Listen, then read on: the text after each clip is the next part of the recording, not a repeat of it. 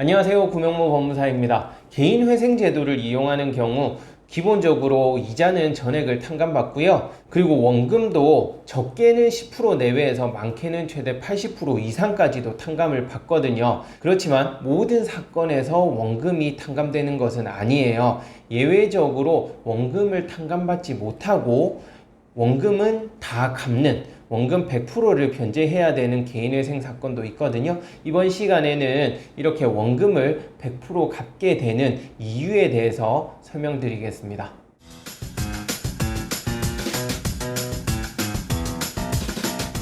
개인회생이라는 제도는 매월 순소득에서 최저생계비를 빼고 남은 돈이 있으면 그 남은 돈을 변제금으로 지급하는 그러한 제도거든요. 그렇게 해서 3년간 변제를 하고 다 갚지 못한 돈은 탕감을 받는 그러한 절차로 진행이 되는데요. 따라서 소득이 높으면 높을수록 생계비를 빼고 남는 돈도 많겠죠. 즉 매월 납입해야 되는 변제금 금액도 높아질 수밖에 없어요. 이렇게 소득이 높은 경우에는 예외적으로 원금을 100% 갚을 수도 있어요. 제가 예를 들어서 설명을 드릴게요. 빚이 5천이고 월 순이익이 300만 원이에요. 그리고 1인 가구인 경우를 예를 들어서 설명을 드릴게요.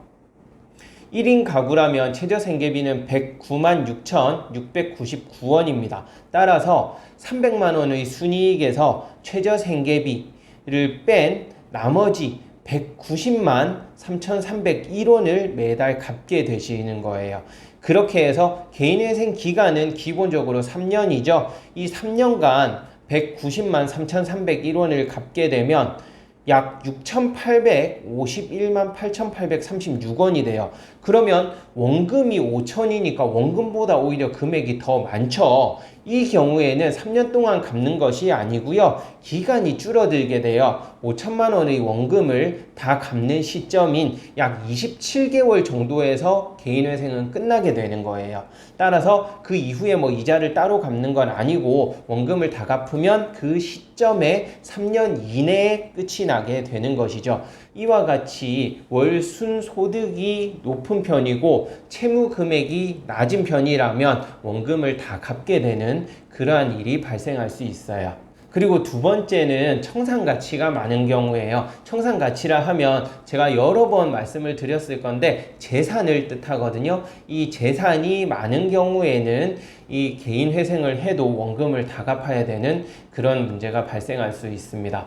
왜냐하면 개인회생이라는 제도를 이용하기 위해서는요. 최소한 내가 가진 재산보다는 단 10원이라도 더 갚아야만 개인회생 제도를 활용할 수 있거든요. 예를 들어 나에게 5천만 원의 재산이 있다. 그러면은 내가 3년 동안 변제하는 최종 변제 금액은 5천만 원을 조금이라도 넘어야 돼요. 그렇기 때문에 예를 들어서 채무가 5천이고 나에게 가진 재산이 대략 5천만 원 가까이 된다. 그러한 경우에는 이 청산가치 보장의 원칙에 의해서 원금을 다 갚게 되는 것이죠.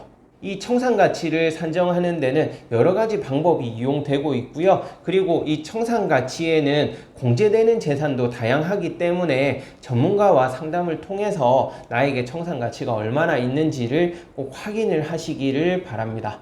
그리고 세 번째로는 청산가치도 없고 소득도 얼마 안 되지만 원금을 다 갚아야 되는 그런 경우가 있는데요. 대출금의 사용처가 도박이나 주식 등으로 사용한 경우에요. 이렇게 대출금을 주식 도박에서 단순히 사용했다는 것만으로 무조건 원금 100%가 되는 것은 아니고 주식 도박을 해서 대출금을 전액 손실을 보았다. 그러한 경우에는 예외적으로 청산가치도 없고 소득도 적다 하지만 원금을 100% 갚아라 이렇게 나올 수가 있어요.